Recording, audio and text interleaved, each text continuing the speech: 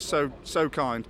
I was down at Badminton. My wife was in the 3-day event there, and I literally turned back, went all the way back down to Bristol on Graham's news that the car was no good, and then a few phone calls later, a few people rang up and said, just get it in the truck, bring it up, and today's hopefully thanks for all the help that everybody's given us.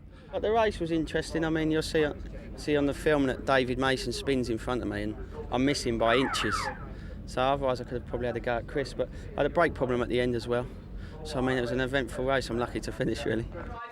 So Chris Stockton for the top step on the podium, joined by Lee Caroline and Richard Hay, and there's more after the break.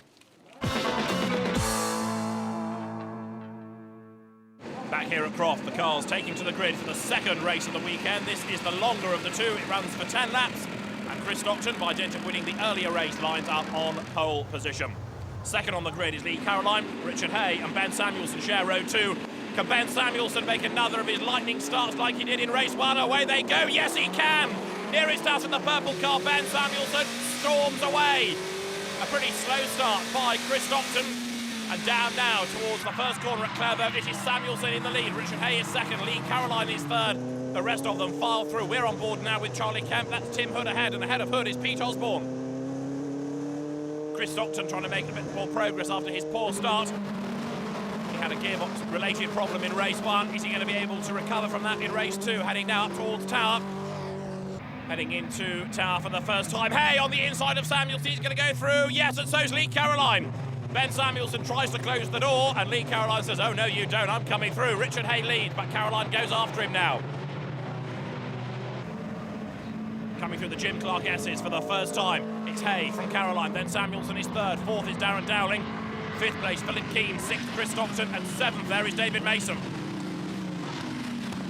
The rest of them dive down towards Sunny. Charlie Kemp looking for a way now past Pete Osborne, who's dropped back behind Tim Hood. Pete Osborne ended up in the Armco here last year, but he's getting much better this season as there. Darren Dowling tries to attack Samuelson coming into the complex. It's Richard Hay, the race leader. And Lee Caroline, his old rival from last year, tucked right up behind him. There's the red car of Chris Stockton looking for a way past the green car of Keane, with David Mason looking to get past both of them. And Keane rubs panels there with Darren Dowling coming out of the hairpin. Here they come now, up over the start and finish line, heading down towards Clairvaux corner. On board with Philip Keane looking for a way past Darren Dowling. He's up the inside, he goes through, and David Mason rubs panels there with Chris Stockton as well. Those two touching as they come into Clairvaux. Then you've got the two identically liveried cars of Osborne and Hood next up. Philip Keane right on the limit there as he goes through the chicane, clips the curb, and Darren Dowling a little bit crossed up behind him. That cost him a length. It's still Hay ahead of Caroline though, up front as they head towards Tower this time. In third place is Ben Samuelson. Fourth now is Keane. Fifth is Dowling, but not for long. That's Chris Stockton arriving up on the inside in 23, and through he goes. Chris Stockton runs wide over the curb onto the grass. That could give Dowling the chance back again as they head down towards the Jim Clark S's. Is he going to go through? Yes, Dowling does go through, and David Mason looking for a way by as well. Great battle here, coming out of the S's into Barcroft. Chris Stockton right on the limit, the car sliding around there. He's trying to attack Darren Dowling and keep at bay David Mason. Accelerating now up towards the complex once again. Mason hard at work there. He went well in race 1, had a big spin that really cost him dear, but the two race leaders now paired off together. On the inside there, Darren Dowling tries to find a way ahead of Chris Stockton. He can't do it. Stockton ahead and tries to keep the place as they go to the hairpin with David Mason now looking for a way around the outside of Dowling. Tim Hood's joining in as well. Great queue of cars now at the hairpin. Darren Dowling goes through. He's got David Mason tucked up behind him, but look at the way now that Chris Stockton once ahead is getting away. Going down towards Clairvaux corner, David Mason tucked right up behind Darren Dowling. Gets a little bit sideways there. Tim Hood is next, then Pete Osborne, then Charlie Kemp there in the white car. David Mason, though, looking to try and make progress. Also looking for a tighter line than the very sideways Dowling has going through Hawthorns. Out of the chicane. Chris Stockton seems to slow there. Darren Dowling comes up, and there's something coming out of the back of Stockton's car by the look of it, either liquid or something dragging on the ground. Let's just have another closer look as he comes through Tower, but Stockton has got a problem. A lack of pace. There was something from underneath the car dragging on the ground earlier. Let's just see whether it's all related, but certainly they bunched up behind Chris Stockton again. Is he going to be able to pull away? Yes, he is. Heading now down towards the right-hander of Barcroft. Now turning into the first of the two elements of Sunny, and Chris Stockton here has managed to respond. He's got away again from Darren Dowling. Dowling has still got David Mason glued to the back of him, and Mason almost touching him there, going through the second element of Sunny. Nose to tail, these two now heading up towards the complex, looking on the inside there under braking with number 2 David Mason, but to no avail. And all the while he's got Tim Hood riding shotgun, and then Pete Osborne is next up. Down through the gears, hard on the brakes, swing left into the hairpin. Mason tries to get the run on Dowling, coming out of the corner. Chris Stockton there, looks at his pit board as he goes over the line. He's being urged on to try to catch ahead of him. Philip Keane, and Charlie Kemp has a look at his pit board as he blasts past the pits in the Harrogate Horseless Carriages car. Mason with Hood right up behind him.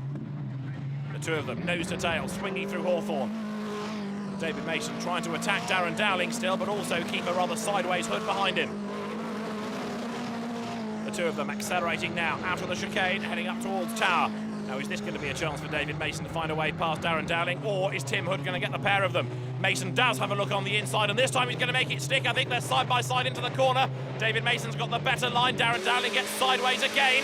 David Mason tries to urge the car up alongside. He's just got his nose in front. He's on the outside for the first part of the S's, though. Just goes through. That's where he had his big spin in race 1. This time around, though, David Mason gains a place, and now Darren Dowling is left to defend from Hood and Osborne. Coming out of Sunny, Darren Dowling under real pressure. Like many of them in this championship, he doesn't have a huge budget to throw at his racing, and a new set of tyres, something of a luxury for Darren Dowling. It may be that he's rather aging rubber. He's going off a little bit now. All these cars run on Dunlop tyres. Some drivers are able to replace them more often than others. Philip Keane there coming through Clairvaux. He's now got Chris Stockton right up behind him. Whatever Stockton's problem was of a few laps ago, you can see that it's not really affecting him now. He's caught back up to Philip Keane and he's attacking. Look at the back of Stockton's car though as he gains the place, and Keane goes off the road and back on again. Tried to go side by side with Stockton into the chicane, couldn't do it, took to the escape road there. You can see that diffuser dragging on the ground underneath Stockton's car. That's what's creating that little effect of either spray or smoke as it drags along the ground. Philip Keane in the meantime looking to try and get onto terms with Stockton again. Here's a replay. To the right of Philip Keane is Chris Stockton, and the chicane just ain't wide enough for the both of them. Keeps his foot in, straight across the disused part of the circuit, back on the track. Keane now falling away from Stockton, and look who's behind him. David Mason, as ever, being a real threat here. The two of them come nose to tail up towards the complex. David Mason, who's run at the front in so many races, but has precious few wins to show for all his efforts. He really has been very unlucky. Mason tries to go around the outside of Keane. The two of them up together at the hairpin. Further back, Hugh Marshall there, trying to keep Gerard Coakley at bay. Coakley new to Tuscans this year. He's done a bit of alpha racing in the past and lots of karting. Ben Samuelson there looking to try to attack Lee Caroline, and Chris Stockton, who drove for TVR in the 12 Hours of Sebring at the start of the year, is now right up with him.